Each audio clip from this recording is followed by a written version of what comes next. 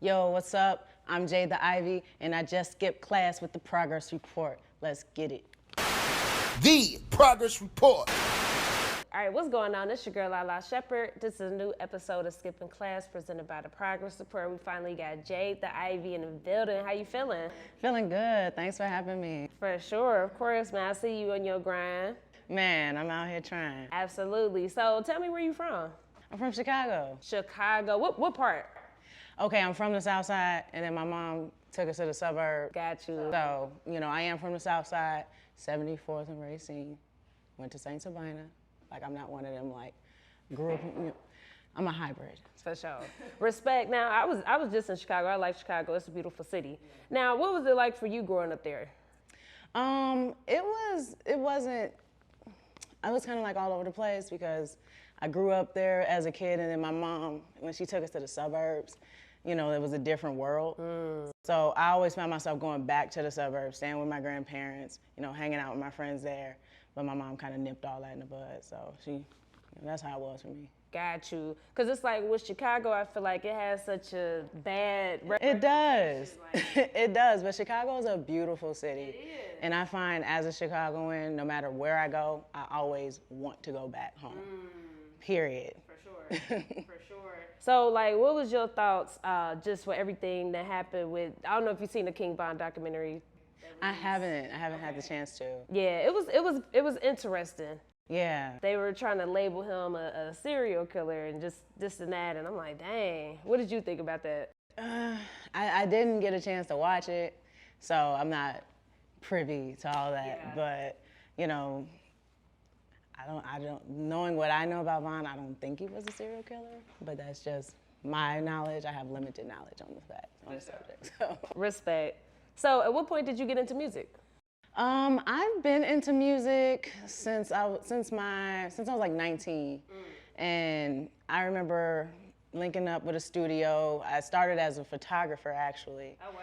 And my mentor at the time, he just needed some pictures, and so he was like, "All right, cool." So I'm taking pictures for him, and he was like, "What else do you do?" I was like, "Oh, I write poetry," and so he was like, "Spit something." So spit something for him, and he was like, "You should rap." And ever since then, I've been rapping. He was like, "Come to the studio, put a project together." I released my first project, Midnight Radio, in 2011. And ever since then, I just kind of took off with it. Okay, respect. Do you remember the first time you heard yourself in the booth? Yeah, my approach to the booth was very different from any newbie. Because I wanted to get it over with, get it done. I'm the type of person, I don't like to figure anything out in the booth. The booth is knock it out. That's where we knock it out. Let me hear it back. All right, cool, we done. So that's always been my approach because I like to practice at home. Studio time is valuable. Right. Get in and get out. So that's always been my approach. But hearing myself for the first time, it was like, wow, that's me. Let's get to it. So, do you write freestyle? I'm assuming you write. I write. Okay. I write. And when I first started rapping, it would come from freestyling, freestyling in the car. I came up in the ciphers and the boom bap, the Jade Dilla era. And so now I'm kind of changed a few times, switched styles a few times, from my live band to, now what I'm doing with you guys, my current sound that you guys hear. So, Absolutely. Well, that's what's up. That's what's up. So, okay, so I know you just said a couple of names, but who were some other musical influences for you? All over the place, Bahamadia, Ladybug Mecca when I first started. Right now, I'm loving Cardi B, loving Megan Thee Stallion, Doja Cat, Lotto. They're doing a lot for women coming up right now, just hopping on and just giving women in hip hop notoriety. So big ups to them. Just to kind of nerd out, I love Nigerian jazz, Fela, Nigerian jazz from the 70s, Burna Boy, definitely Afro beats. I'm kind of all over the place with it. Nah, for sure. You definitely put me on a few names, so that's what's up. Yeah. That's what's up, man. I do feel like anybody that does music has to be a student of the game, so. Yeah. Sure, you ain't say nothing wrong. Now, talk about just, females taking over the rap game right now. How does that make you feel? It makes me feel great, as a female artist. Like, it makes me feel great. Like Fendi the rapper, like that's huge right now. Mellow Bucks, you know, everybody from Chicago right now Chicago's on fire when it comes to women right now.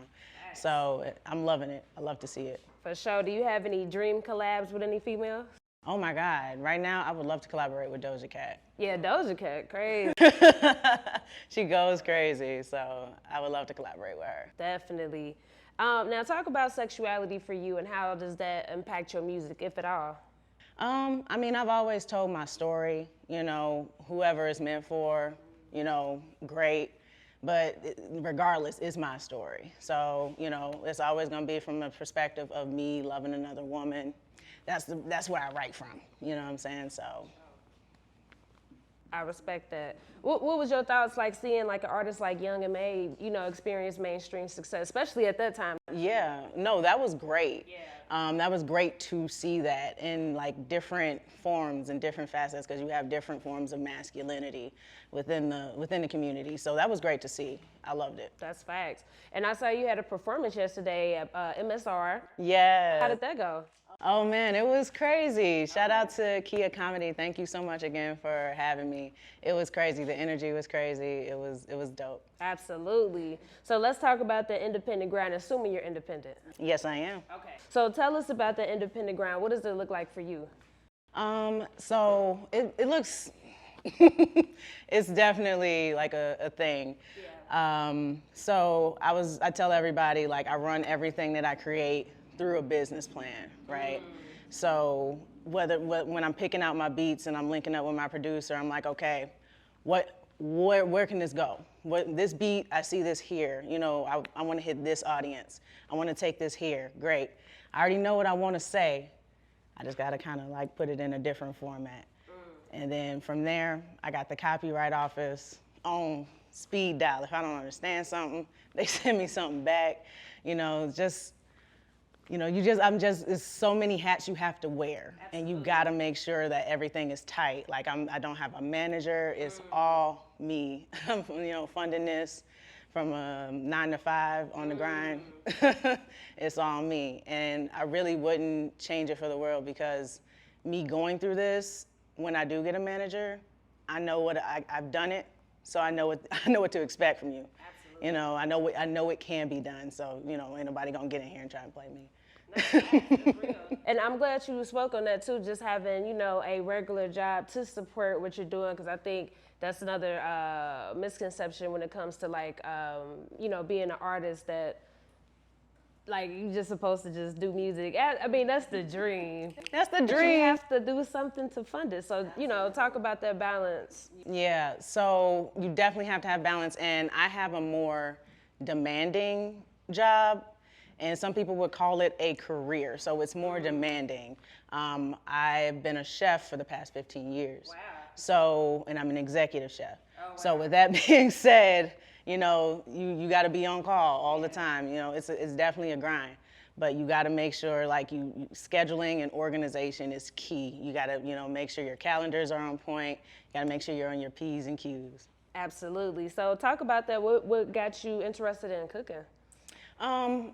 It's just always been a grind for me, and then it's just something you move up through the ranks. For me, I've moved up through the ranks with. So, like, I was like, okay, first I kind of just treated it like this is just gonna be something to fund my music. It's easy money, I know how to cook, cool. And then it's just like, once you move up through the ranks and you make more money, you're like, okay, more money to fund music. Nah, for sure. Definitely, Chicago is a very great place to eat, man. It's so many great places to eat, so I definitely got to check you out. I definitely cut my teeth in the chef world in Chicago. For sure. Okay, well, let's get back into music. I do want you to talk about your latest single, the Fever Up song. Yeah. I think it's a vibe, man. And I want you to talk about the song and that video too. Oh man, so I remember when I heard the beat, because in the series of beats that he sent me, it was different.